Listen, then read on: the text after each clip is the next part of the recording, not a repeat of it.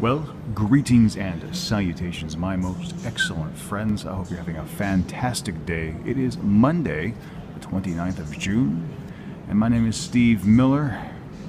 And here I am underneath City Hall in Seoul, South Korea, and this is the Kungishi relic area. So all the relics here were uncovered when the Seoul City Hall was being renovated and being rebuilt. So my wife and I are here today, and we're going to take a look at this exhibit. As you can see some of the floors down here, some of the old pottery. That's kind of nice. Further down, so this dates back to the Chosun Dynasty, which was from the 1300s all the way up to 1910.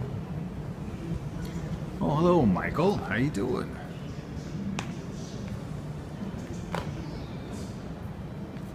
So let's see, during the 1926, the Japanese occupation period, the Gyeongsang Administration Building was constructed behind the Gyeongsang Ilbo, meaning daily newspaper building, on this site where the current Seoul Metropolitan Library is located.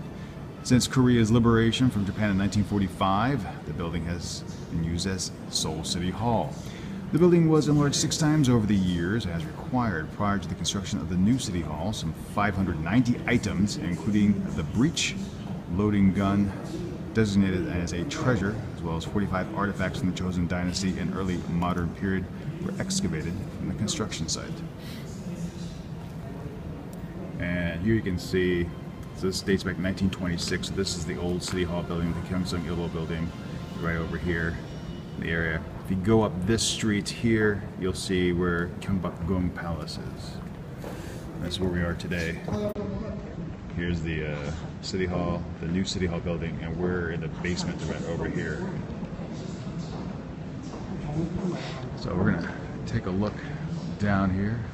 Yes, English professor as well as doing broadcast stuff here for a couple different radio stations. It's actually quite nice. This is the first time my wife and I really fully explored this area. A lot of Celeron here. Oh, hello, Houston. Houston, we have no problem today.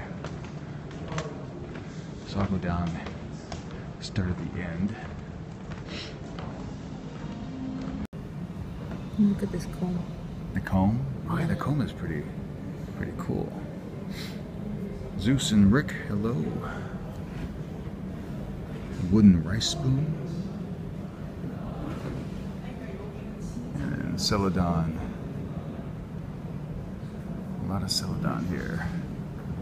Celadon, pretty much the famous blue and white porcelain that was very popular during the Chosun Dynasty. What is this? A cup stand.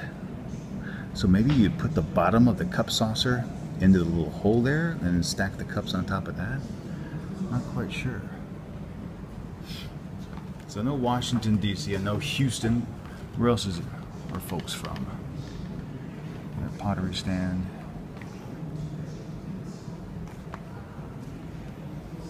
You can go down before. Really beautiful. I love buildings like this.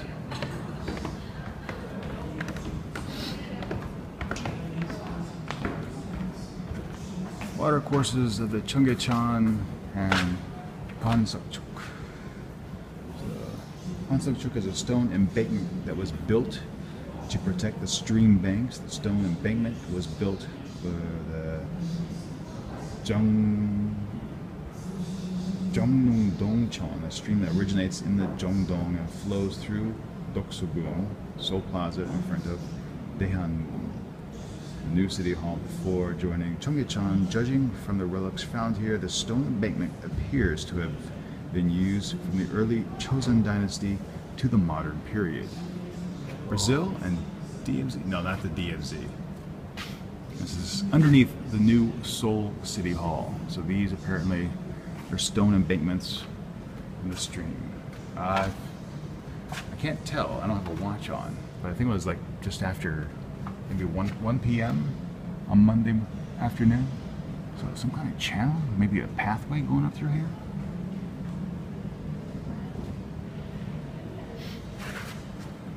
See my wife over there taking pictures. What do we have over here? Building methods to match site conditions. This section drawing shows foundations of the southeastern section of building site 2. It shows very clearly the architectural techniques and stones that were chosen due to their suitability for the area's topographical features. This site is a damp, low-lying area, so wooden piles were used to reinforce the foundations and to prevent the building from sinking. The wood was long-lasting, and wet soil, sand, and clay were compacted on the wooden piles. 3 layers of stone backfill were laid on them. The sand was filled between the stones. Square column bases were laid to finish the foundations. So you see how that was. This is actually, so you can actually see how this is all done. So you have the wooden. It's actually really cool. So you can see the wood down there.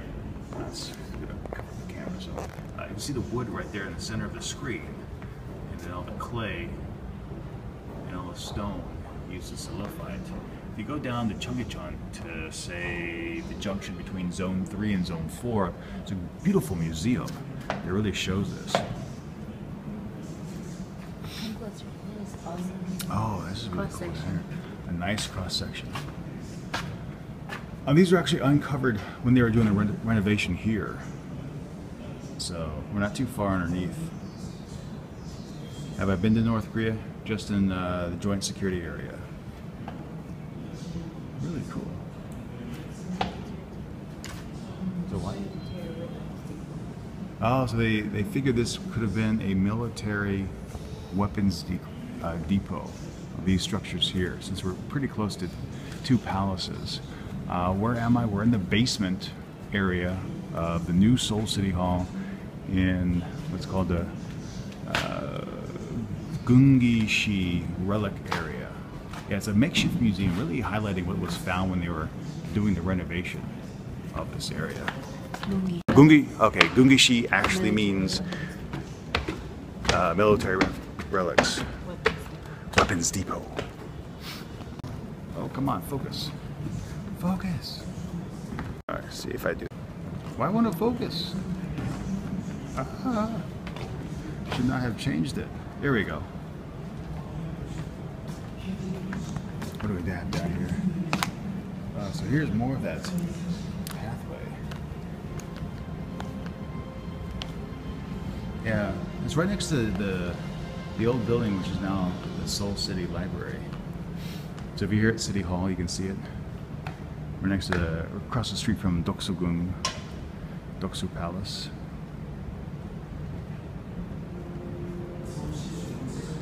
And like with the Pride Parade yesterday, I will create a YouTube version of this and put this up as well. Oh, that's a nice little structure down there. Entrance, moving in.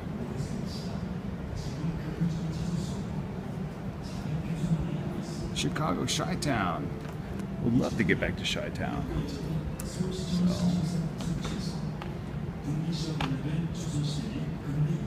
let's see.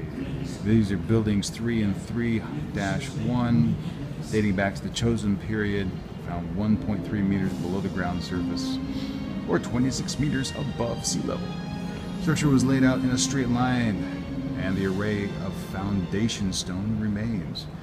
Building 3 is about 30 centimeters below the top of the foundation stones, suggesting it was an overlaid structure.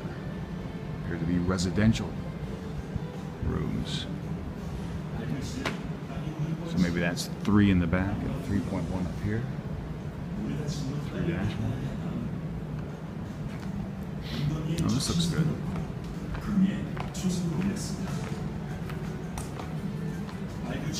So recreation of some of the chosen artifacts.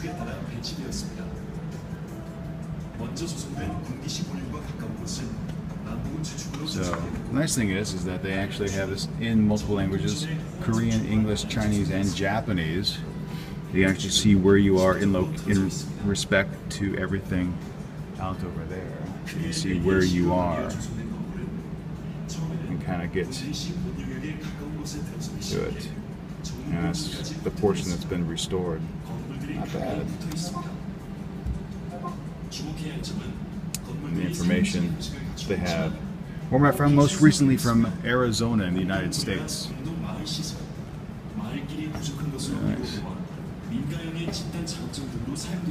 So another cross section. You see the shellfish? Oh, that's cool. So Joe's pointing out the shellfish down there, the strata layer, 25 meters below sea level.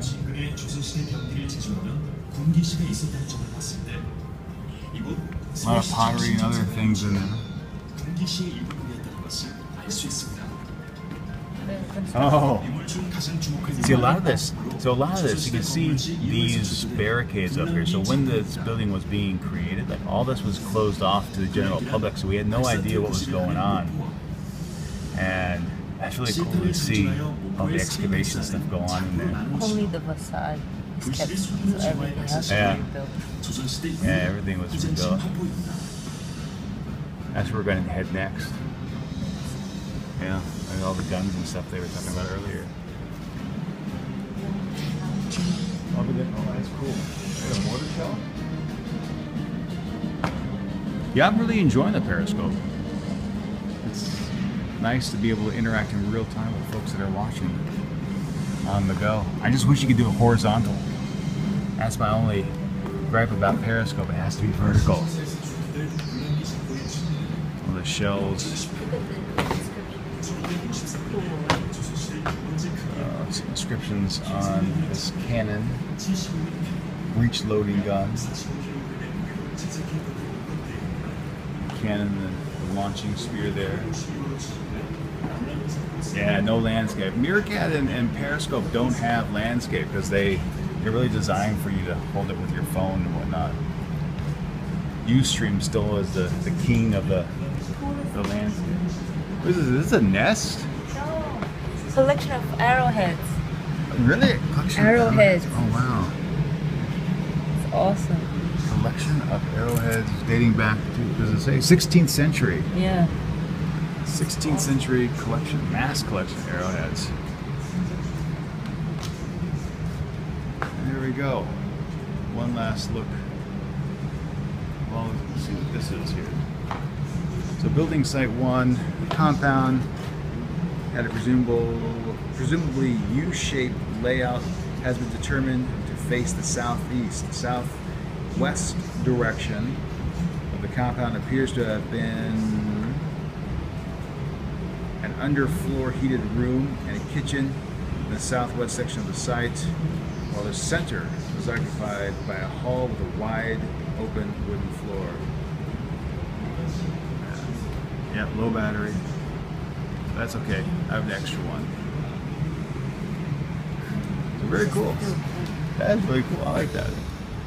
All right, my friends, thank you so much for joining this little Periscope adventure. Really do appreciate it. We're gonna head on out, continue walking around this portion of Seoul. But if you have any questions, please shoot me a message. And as always, remember to be true to yourself. And don't forget to stay awesome. And stop.